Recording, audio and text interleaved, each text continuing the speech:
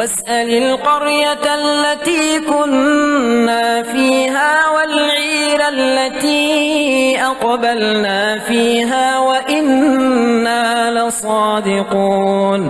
قال بل سولت لكم أنفسكم أمرا فصبر جميل عسى الله أن ياتيني بهم جميعا إنه هو العليم الحكيم وتولى عنهم وقال يا أسفا على يوسف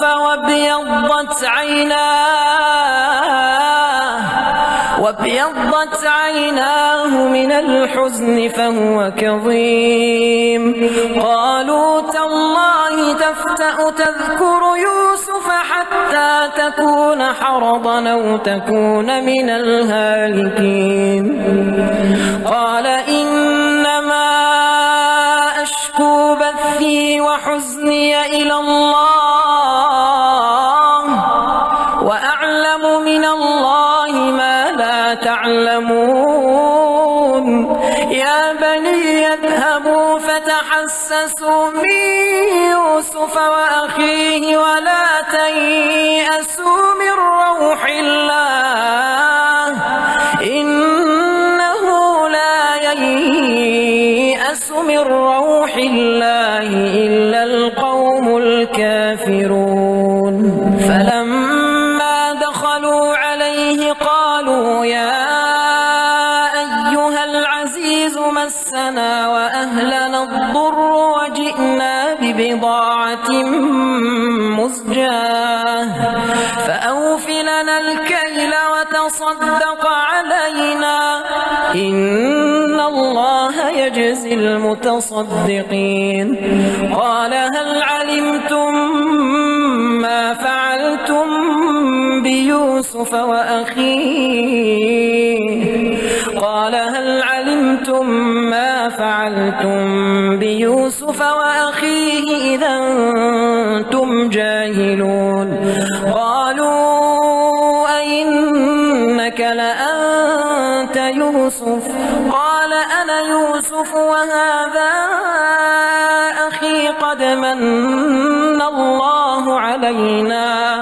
إنه من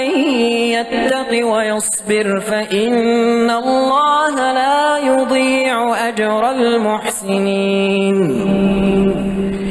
قالوا تالله لقد آثرك الله علينا وإن كنا لخاطئين قال لا تثريب عليكم اليوم يغفر الله لكم وهو أرحم الراحمين اذهبوا بقميصي هذا فألقوه على وجه أبي يات بصيرا واتوني بأهلكم أجمعين ولما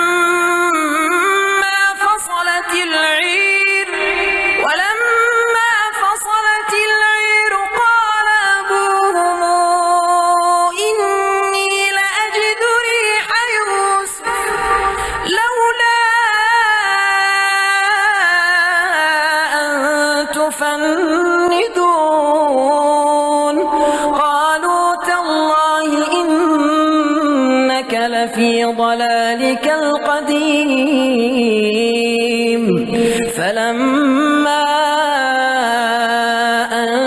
جاء البشير ألقاه على وجهه فارتد بصيرا قال ألم قل لكم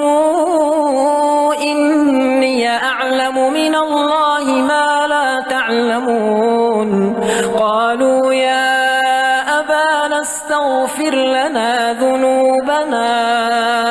إنا كنا خاطئين قال سوف أستغفر لكم ربي إنه هو الغفور الرحيم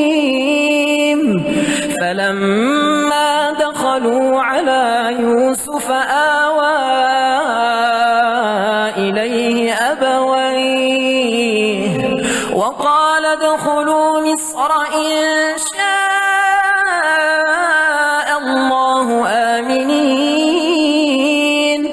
ورفع أبويه على العرش وخروا له سجدا وقال يا أبتي هذا تاويل رؤياي من قبل قد جعلها ربي حقا وقد أحسن بي إذا أخرجني من السجن وجاء بكم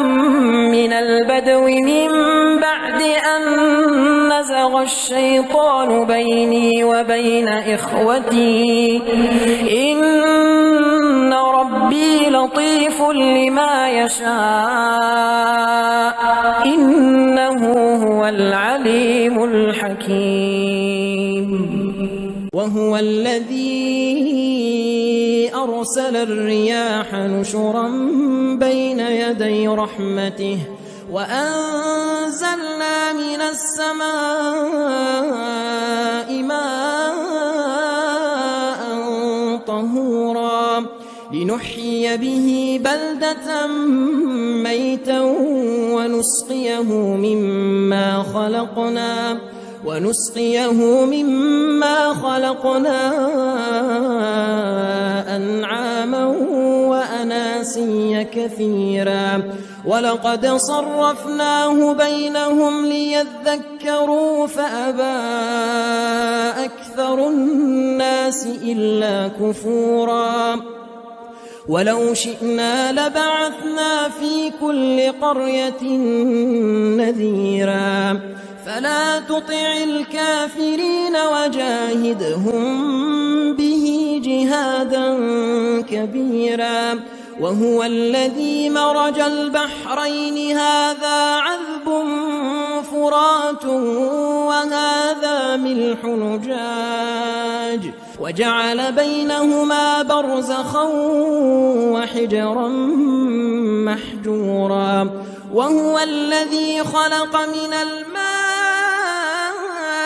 بشرا فجعله نسبا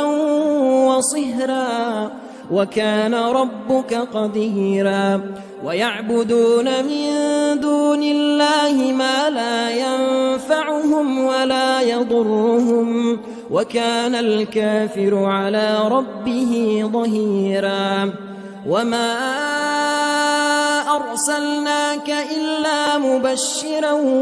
ونذيرا قل ما أسألكم عليه من أجر إلا من شاء أن يتخذ إلى ربه سبيلا وتوكل على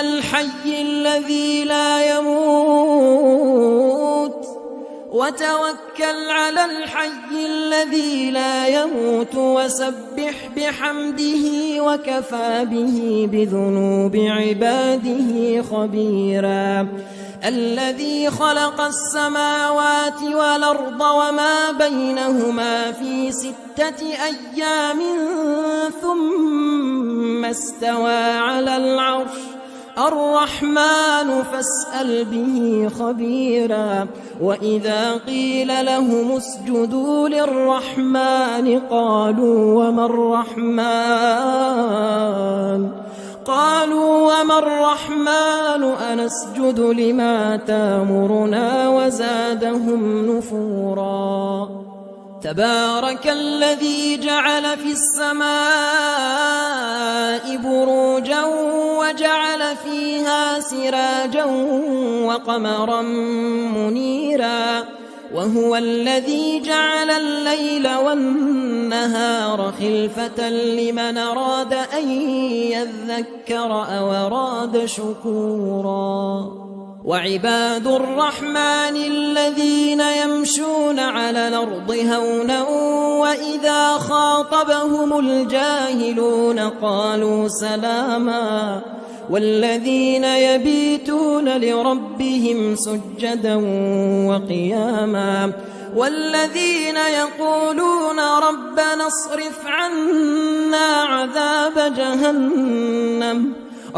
اصرف عنا عذاب جهنم إن عذابها كان غراما إنها ساءت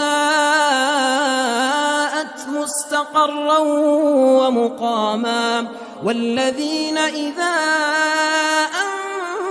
أنفقوا لم يسرفوا ولم يقتروا وكان بين ذلك قواما والذين لا يدعون مع الله إلها آخر ولا يقتلون النفس التي حرم الله إلا بالحق ولا يزنون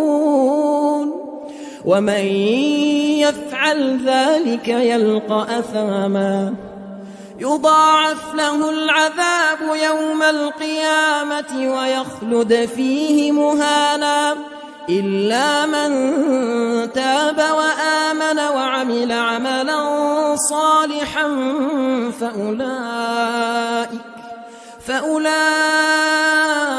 يبدل الله سيئاتهم حسنات وكان الله غفورا رحيما ومن تاب وعمل صالحا فإنه يتوب إلى الله متابا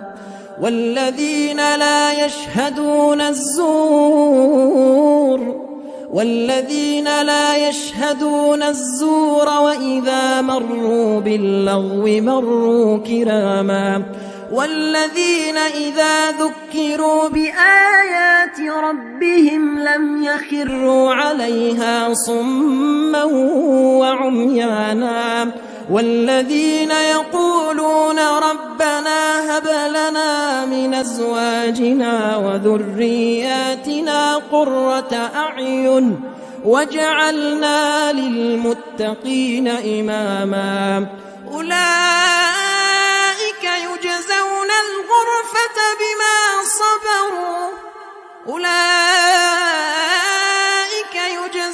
الغرفة بما صبروا ويلقون فيها تحية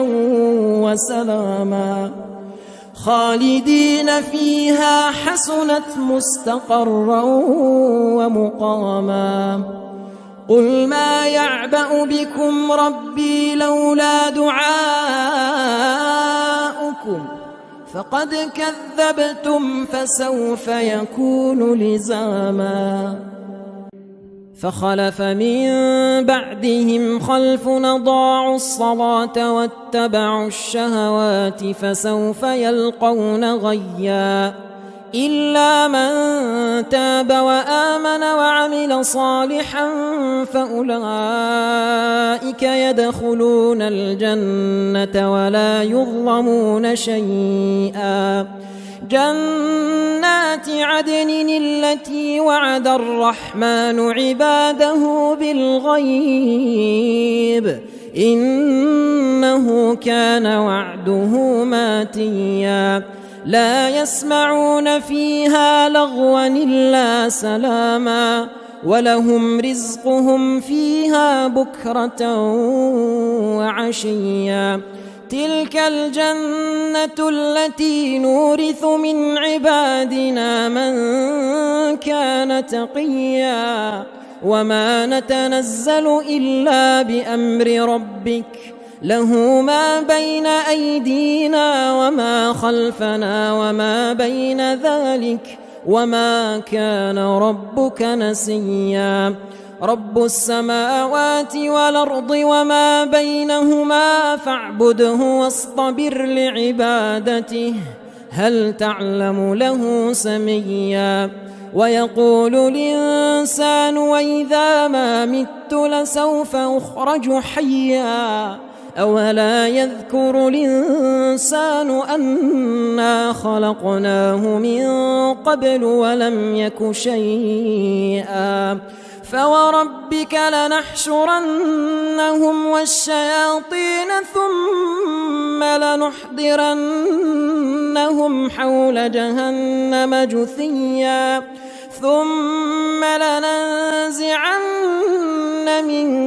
كل شيعة أيهم أشد على الرحمن عتيا ثم لنحن أعلم بالذين هم أولى بها صليا وإن منكم إلا واردها كان على ربك حتما مقضيا ثم ننجي الذين اتقوا ونذر الظالمين فيها جثيا وإذا تتلى عليهم آياتنا بينات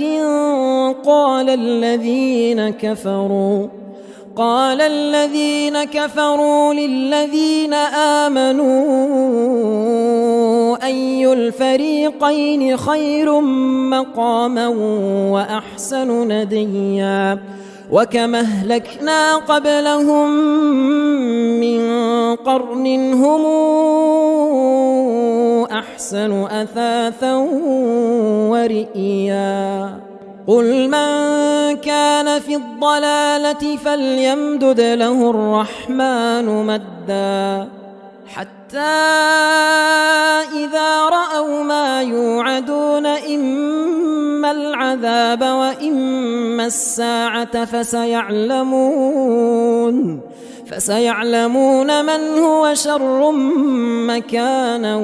وأضعف جندا ويزيد الله الذين اهتدوا هدى والباقيات الصالحات خير عند ربك ثوابا وخير مردا أفرأيت الذي كفر بآياتنا وقال لأوتين مالا وولدا أطلع الغيب أم اتخذ عند الرحمن عهدا كلا سنكتب ما يقول ونمد له من العذاب مدا ونرثه ما يقول وياتينا فردا واتخذوا من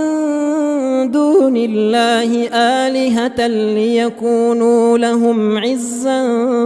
كلا سيكفرون بعبادتهم ويكونون عليهم ضدا ألم تر أنا أرسلنا الشياطين على الكافرين تؤزهم أزا فلا تعجل عليهم إنما نعد لهم عدا يوم نحشر المتقين إلى الرحمن وفدا ونسوق المجرمين إلى جهنم وردا لا يملكون الشفاعة إلا من اتخذ عند الرحمن عهدا وقالوا اتخذ الرحمن ولدا لقد جئتم شيئا إدا يكاد السماوات يتفطرن منه وتنشق الأرض وتخر الجبال هدا أن دعوا للرحمن ولدا وما ينبغي للرحمن أن يتخذ ولدا إن كل من في السماوات والأرض إلا آتي الرحمن عبدا لقد أحصاهم وعدهم عدا وكلهم آتيه يوم القيامة فردا إن الذين آمنوا وعملوا الصالحات سيجعل لهم الرحمن ودا فإنما يسرناه بلسانك لتبشر به المتقين وتنذر به قوما لدا لا أقسم بيوم القيامة ولا أقسم بالنفس اللوامة أيحسب الإنسان أن لن نجمع عظامه بلى قادرين على أن نسوي بنانه بل يريد الإنسان ليفجر أمامه يسأل أيان يوم القيامة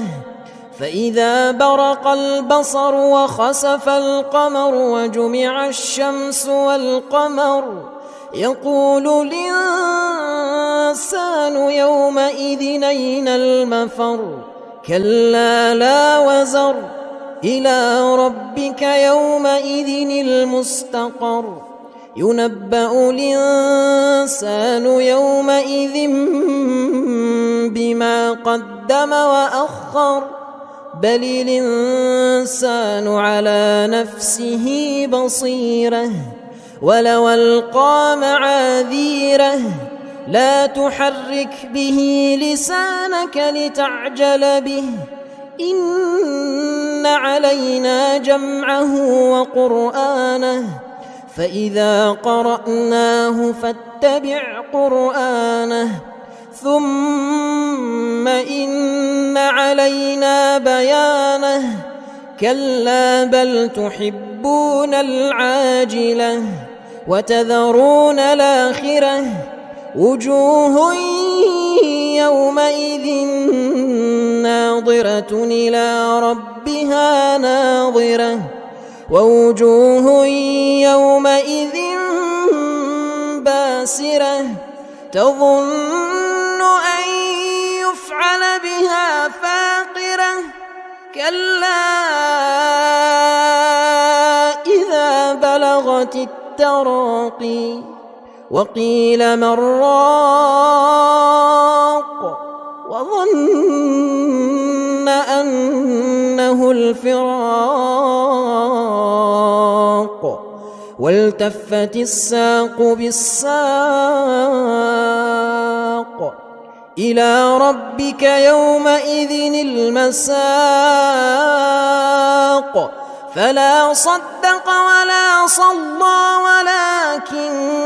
كذب وتولى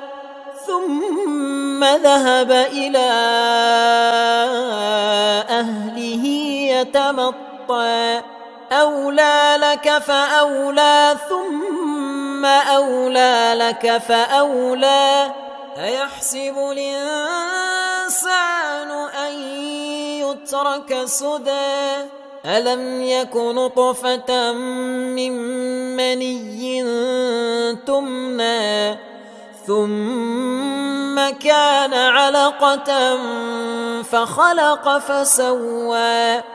فجعل منه الزوجين الذكر والأنثى أليس ذلك بقادر على أن يحيي الموتى واسأل القرية التي كنا فيها والعير التي أقبلنا فيها وإنا لصادقون قال بل سولت لكم أنفسكم أمرا فصبر جميل عسى الله أن ياتيني بهم جميعا إنه هو العليم الحكيم وتولى عنهم وقال يا أسفا على يوسف وابيضت عيناه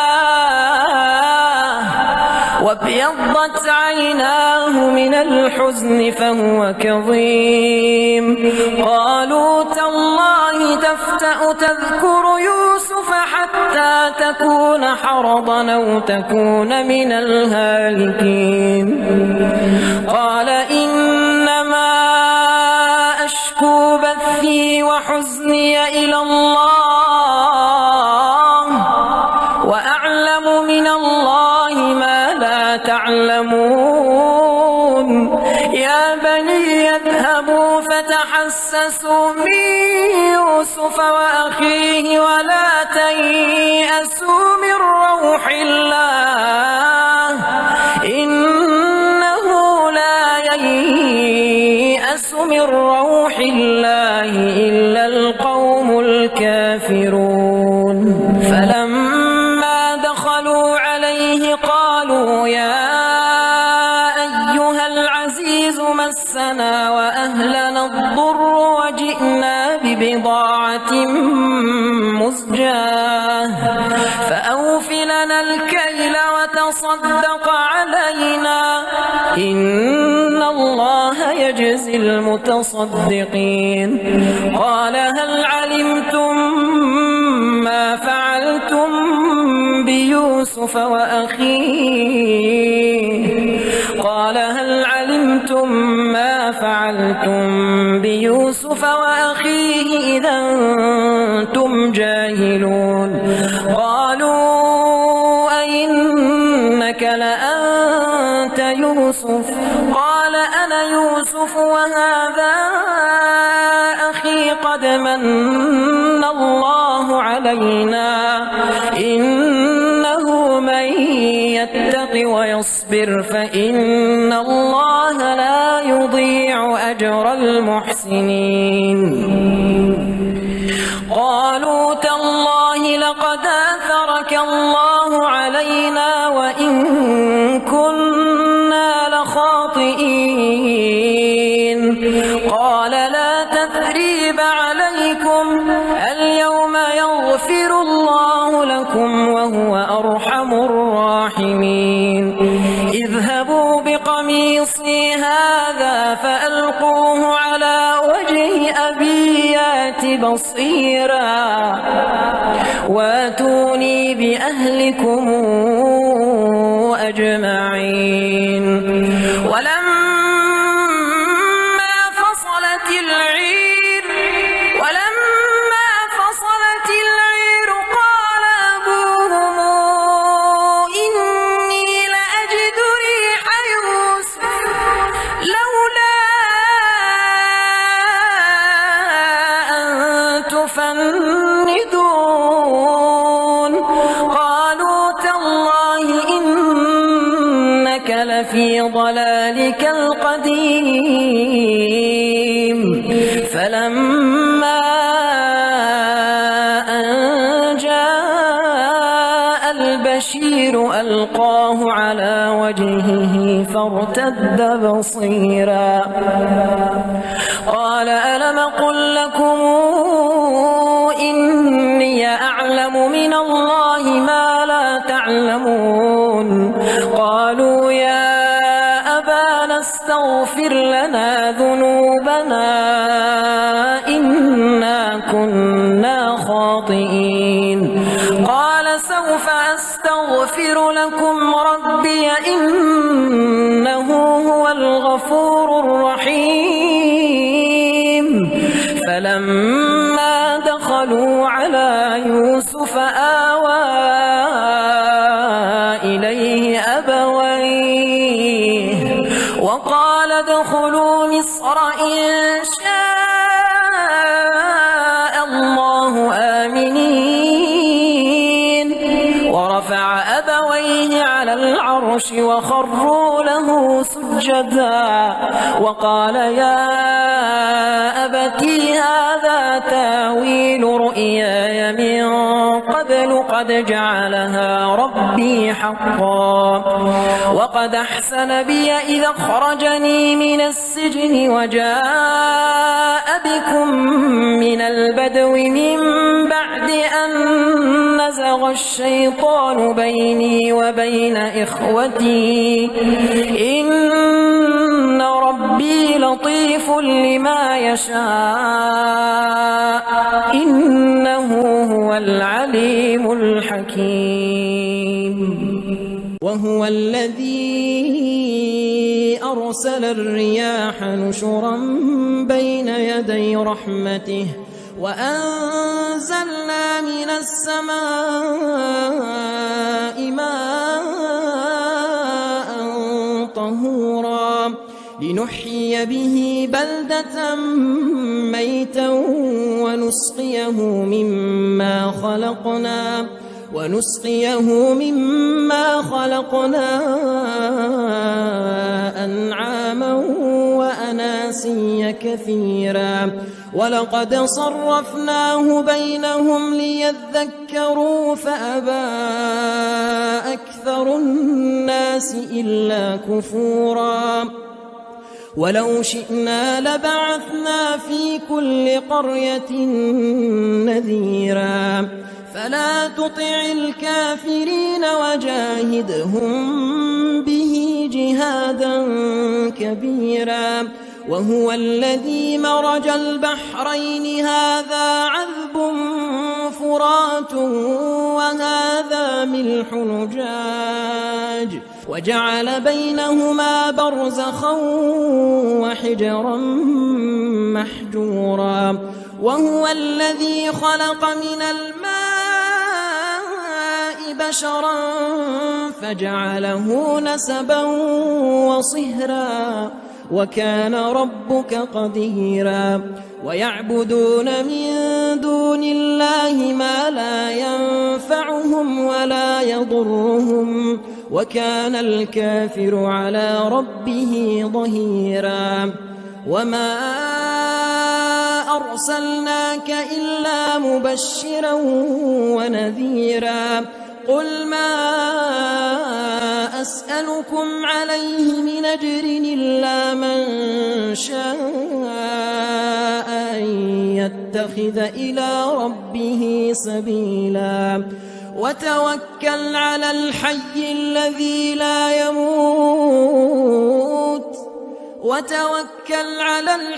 الذي لا يموت وسبح بحمده وكفى به بذنوب عباده خبيرا الذي خلق السماوات والأرض وما بينهما في 6 أيام ثم استوى على العرش الرحمن فاسأل به خبيرا وإذا قيل لهم اسجدوا للرحمن قالوا وما الرحمن أنسجد لما تامرنا وزادهم نفورا تبارك الذي جعل في السماء بروجا وجعل فيها سراجا وقمرا منيرا وهو الذي جعل الليل والنهار خلفة لمن أراد أن يذكر أو أراد شكورا وعباد الرحمن الذين يمشون على الأرض هونا وإذا خاطبهم الجاهلون قالوا سلاما والذين يبيتون لربهم سجدا وقياما والذين يقولون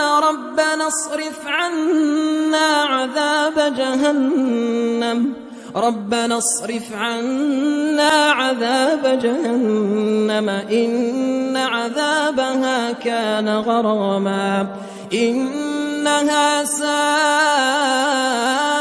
مستقرا ومقاما والذين إذا أنفقوا لم يسرفوا ولم يقتروا وكان بين ذلك قواما والذين لا يدعون مع الله إلها آخر ولا يقتلون النفس التي حرم الله إلا بالحق ولا يزنون ومن يفعل ذلك يلقى أثاما يضاعف له العذاب يوم القيامة ويخلد فيه مهانا إلا من تاب وآمن وعمل عملا صالحا فأولئك الله سيئاتهم حسنات وكان الله غفورا رحيما ومن تاب وعمل صالحا فإنه يتوب إلى الله متابا والذين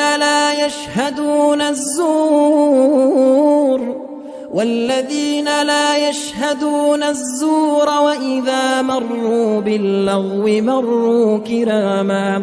والذين إذا ذكروا بآيات ربهم لم يخروا عليها صما وعميانا والذين يقولون ربنا هب لنا من أزواجنا وذرياتنا قرة أعين واجعلنا للمتقين إماما أولئك يجزون الغرفة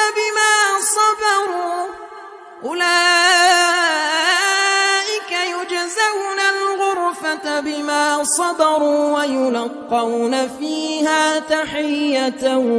وسلاما خالدين فيها حسنت مستقرا ومقاما قل ما يعبأ بكم ربي لولا دعاؤكم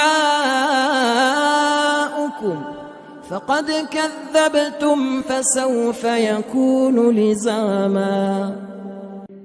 فخلف من بعدهم خلف أضاعوا الصلاة واتبعوا الشهوات فسوف يلقون غيا إلا من تاب وآمن وعمل صالحا فأولئك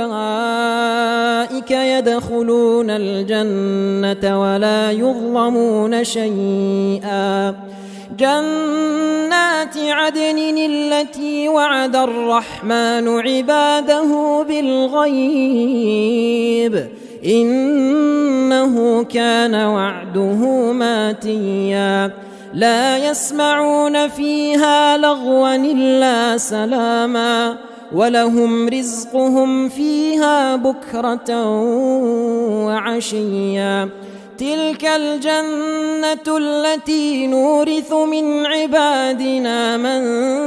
كان تقيا وما نتنزل إلا بأمر ربك له ما بين أيدينا وما خلفنا وما بين ذلك وما كان ربك نسيا رب السماوات والأرض وما بينهما فاعبده واصطبر لعبادته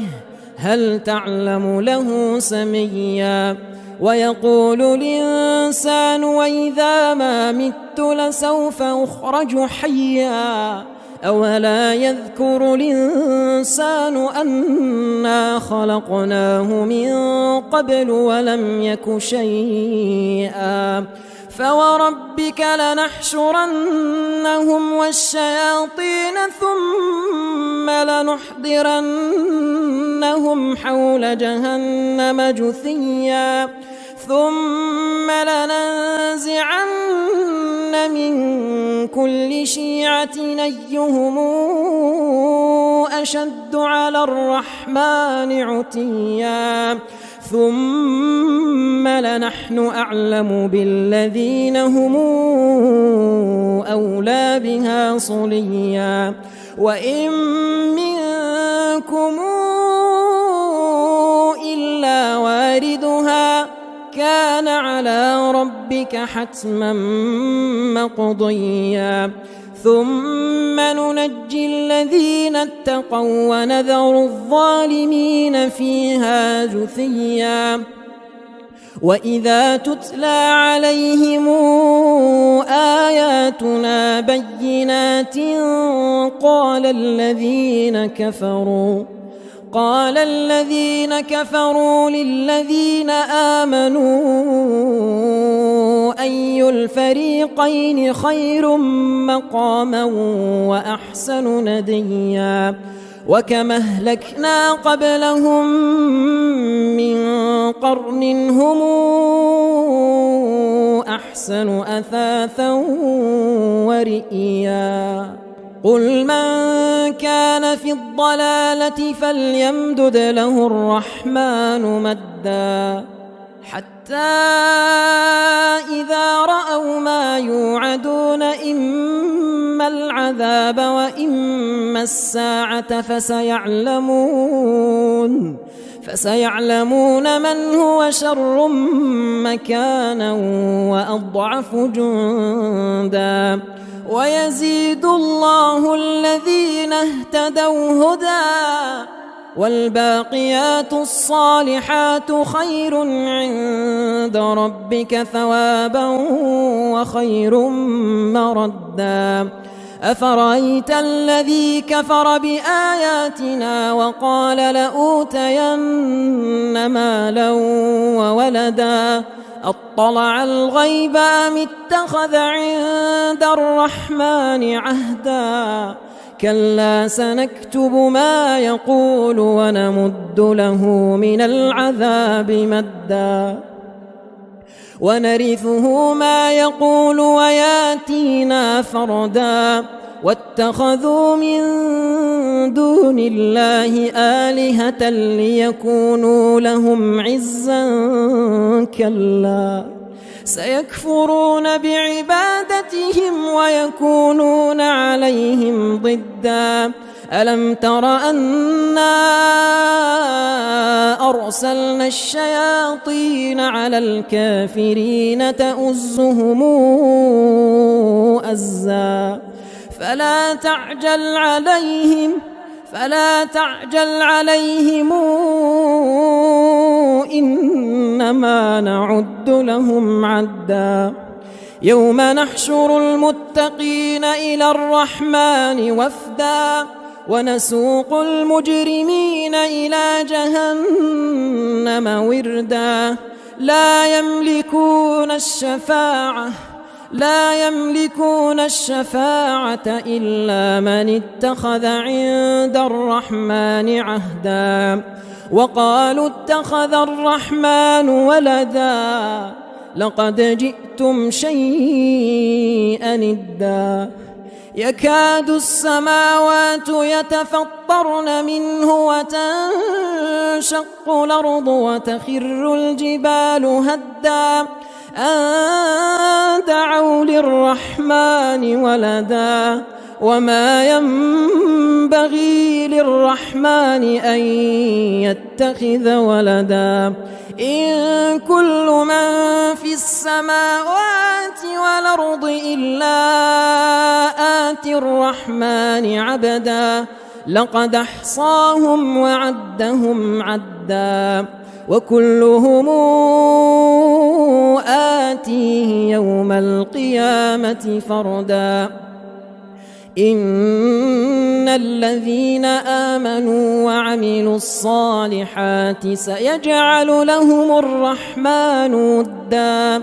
فإنما يسرناه بلسانك لتبشر به المتقين وتنذر به قوما لدا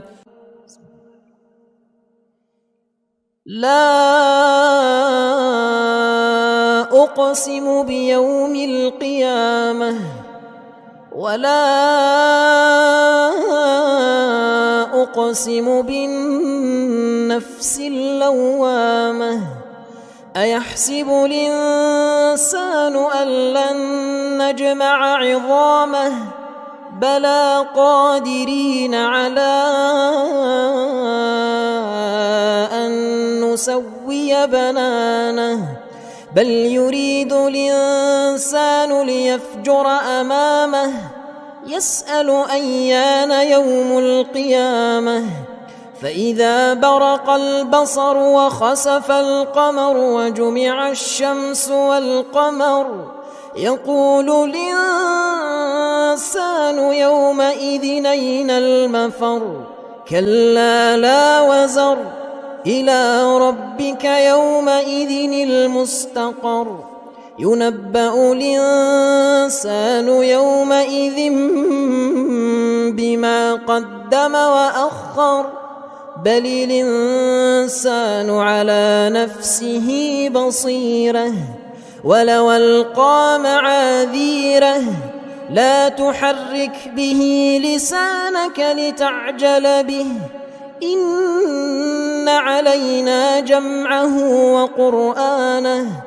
فإذا قرأناه فاتبع قرآنه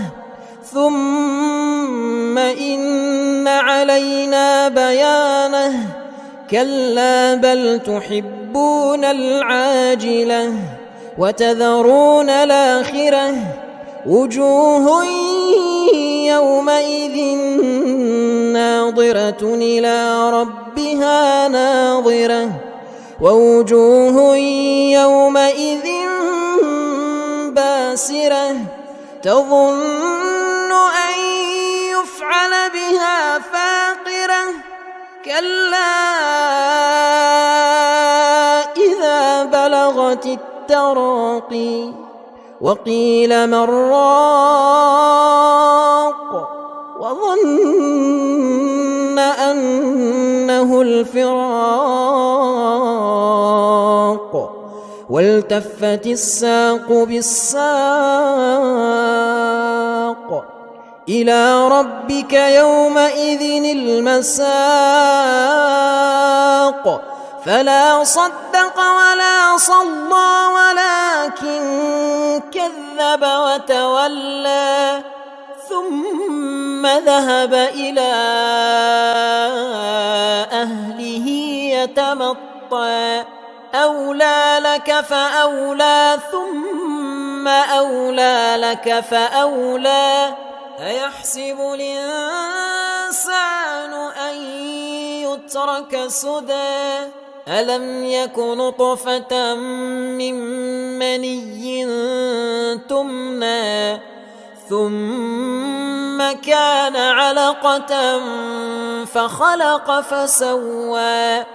فجعل منه الزوجين الذكر والأنثى أليس ذلك بقادر على أن يحيي الموتى واسأل القرية التي كنا فيها والعير التي أقبلنا فيها وإنا لصادقون قال بل سولت لكم أنفسكم أمرا فصبر جميل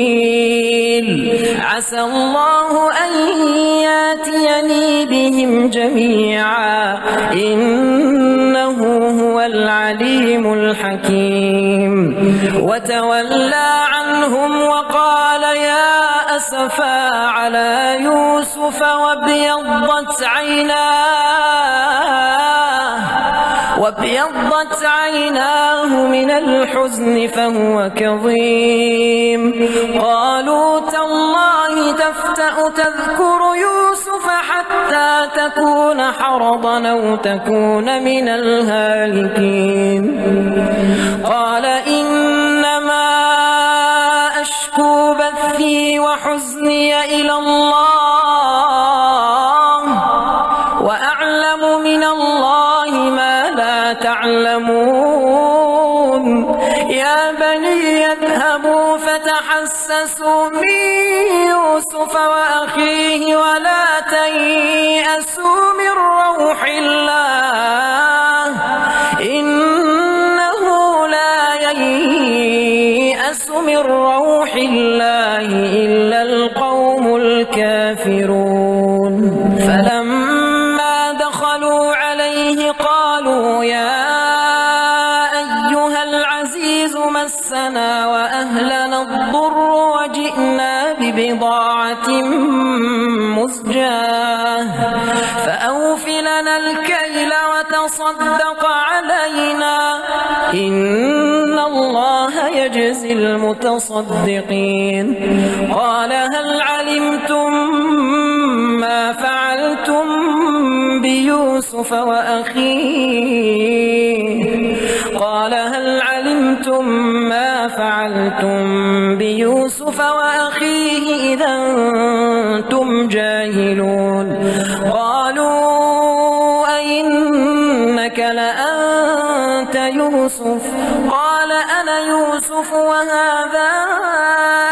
أخي قد من الله علينا إنه من يتق ويصبر فإن الله لا يضيع أجر المحسنين قالوا تالله لقد آثرك الله علينا وإن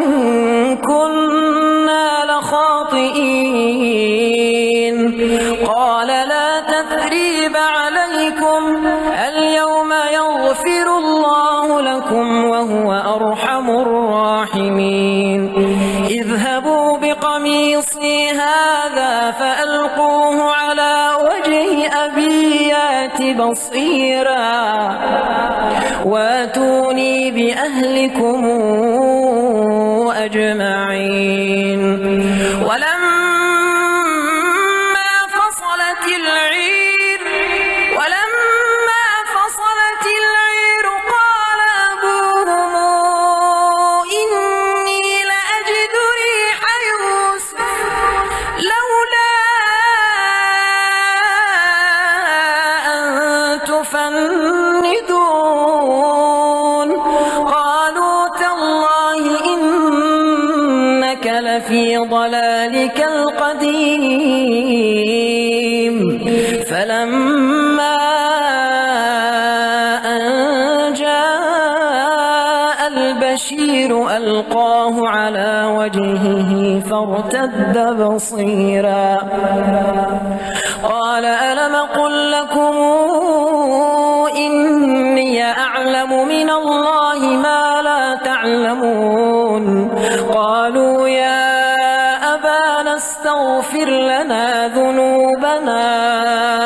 إنا كنا خاطئين قال سوف أستغفر لكم ربي إنه هو الغفور الرحيم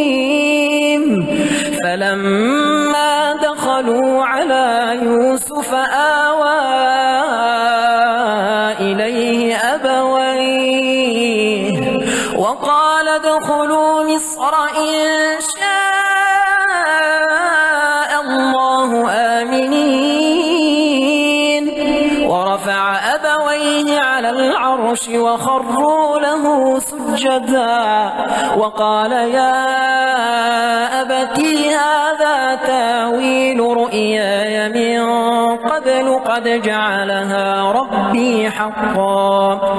وقد أحسن بي إذا أخرجني من السجن وجاء بكم من البدو من بعد أن نزغ الشيطان بيني وبين إخوتي إن ربي لطيف لما يشاء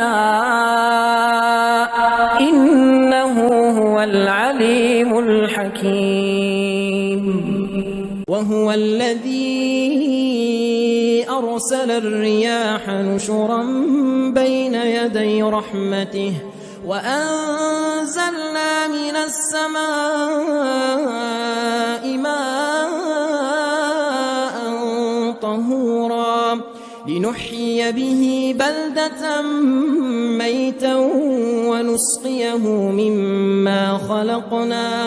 ونسقيه مما خلقنا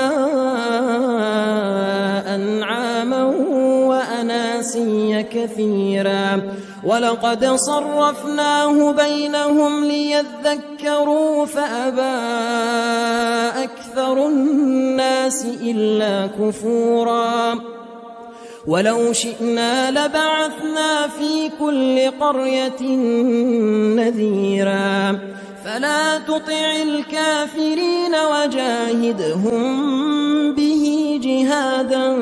كبيرا وهو الذي مرج البحرين هذا عذب فرات وهذا ملح نجاج وجعل بينهما برزخا وحجرا محجورا وهو الذي خلق من الماء بشرا فجعله نسبا وصهرا وكان ربك قديرا ويعبدون من دون الله ما لا ينفعهم ولا يضرهم وكان الكافر على ربه ظهيرا وما أرسلناك إلا مبشرا ونذيرا قل ما أسألكم عليه من أجر إلا من شاء أن يتخذ إلى ربه سبيلا وتوكل على الحي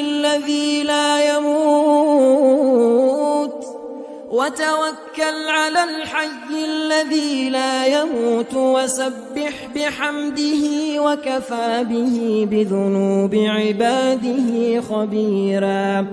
الذي خلق السماوات والأرض وما بينهما في 6 أيام ثم استوى على العرش الرحمن فاسأل به خبيرا وإذا قيل لهم اسجدوا للرحمن قالوا وما الرحمن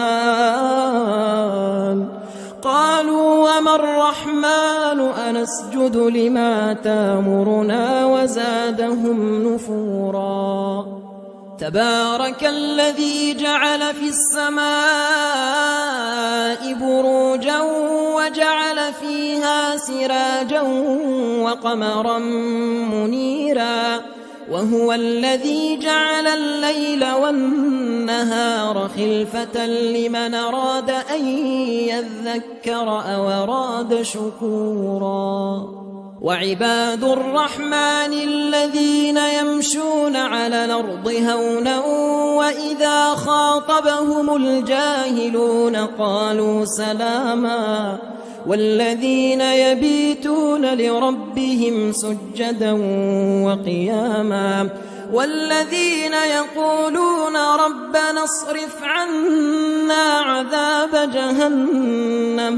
ربنا اصرف عنا عذاب جهنم إن عذابها كان غراما إنها ساءت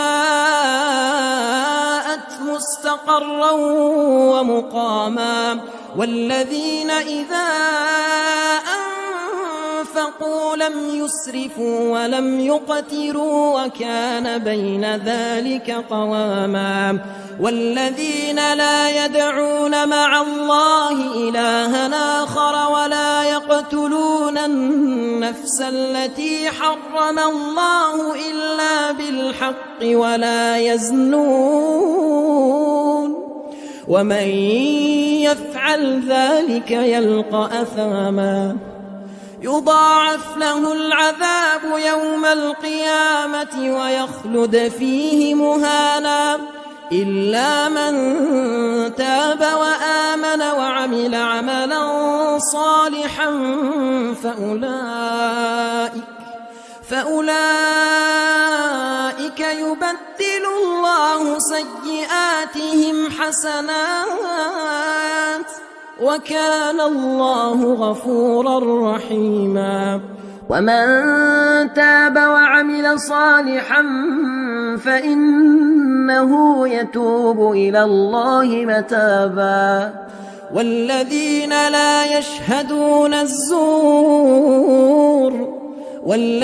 لا يشهدون الزور وإذا مروا باللغو مروا كراما والذين إذا ذكروا بآيات ربهم لم يخروا عليها صما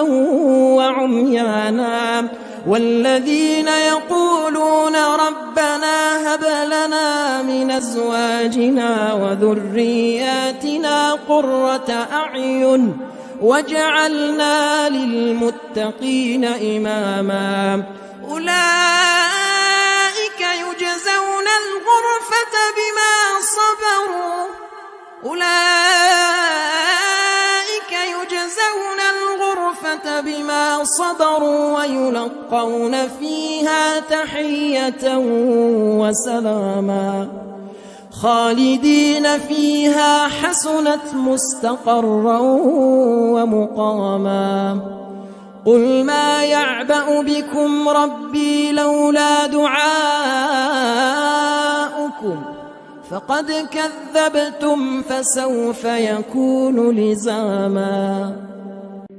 فخلف من بعدهم خلف أضاعوا الصلاة واتبعوا الشهوات فسوف يلقون غيا إلا من تاب وآمن وعمل صالحا فأولئك يدخلون الجنة ولا يظلمون شيئا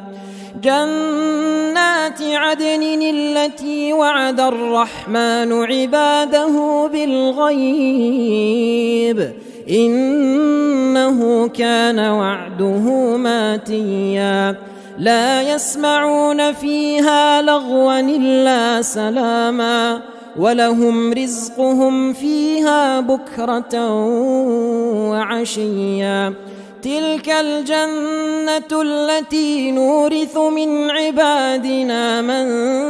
كان تقيا وما نتنزل إلا بأمر ربك له ما بين أيدينا وما خلفنا وما بين ذلك وما كان ربك نسيا رب السماوات والأرض وما بينهما فاعبده واصطبر لعبادته هل تعلم له سميا ويقول الإنسان وإذا ما مت لسوف أخرج حيا أولا يذكر الإنسان أنا خلقناه من قبل ولم يك شيئا فوربك لنحشرنهم والشياطين ثم لنحضرنهم حول جهنم جثيا ثم لننزعن من كل شيعة أيهم أشد على الرحمن عتيا ثم لنحن أعلم بالذين هم أولى بها صليا وإن منكم إلا واردها كان على ربك حتما مقضيا ثم ننجي الذين اتقوا ونذر الظالمين فيها جثيا وإذا تتلى عليهم آياتنا بينات قال الذين كفروا للذين آمنوا أي الفريقين خير مقاما وأحسن نديا وكما أهلكنا قبلهم من قرن هم أحسن أثاثا ورئيا قل من كان في الضلالة فليمدد له الرحمن مدا حتى إذا رأوا ما يوعدون إما العذاب وإما الساعة فسيعلمون من هو شر مكانا وأضعف جندا ويزيد الله الذين اهتدوا هدى والباقيات الصالحات خير عند ربك ثوابا وخير مردا أفرأيت الذي كفر بآياتنا وقال لأوتين مالا وولدا أطلع الغيب أم اتخذ عند الرحمن عهدا كلا سنكتب ما يقول ونمد له من العذاب مدا ونرثه ما يقول وياتينا فردا واتخذوا من دون الله آلهة ليكونوا لهم عزا كلا سيكفرون بعبادتهم ويكونون عليهم ضدا ألم تر أنا أرسلنا الشياطين على الكافرين تؤزهم أزا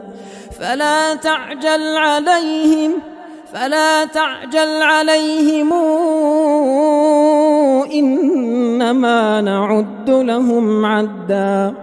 يوم نحشر المتقين إلى الرحمن وفدا ونسوق المجرمين إلى جهنم وردا لا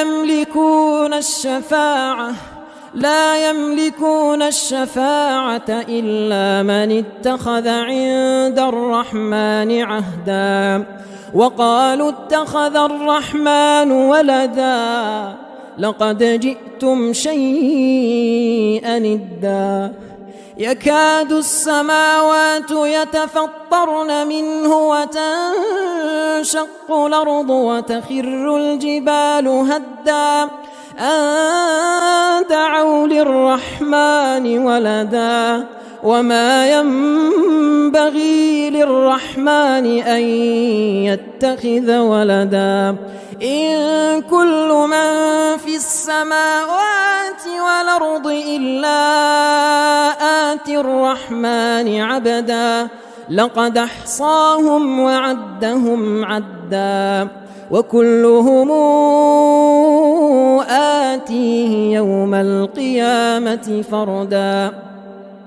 إن الذين آمنوا وعملوا الصالحات سيجعل لهم الرحمن ودا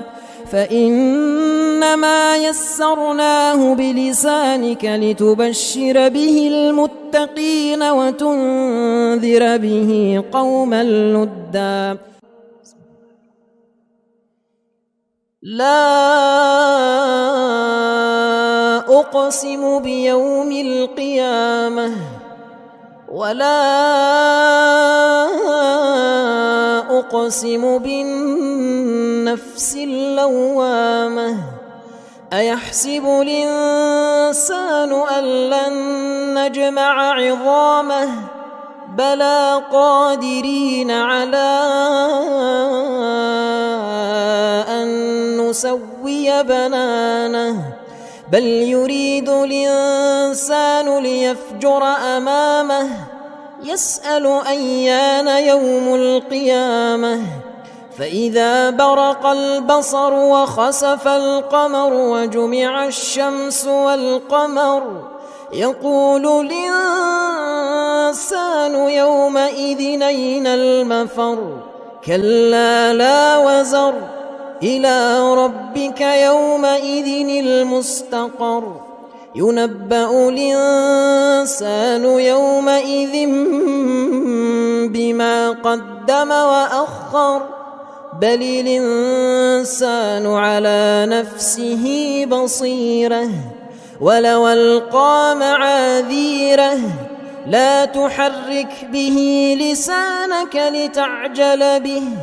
إن علينا جمعه وقرآنه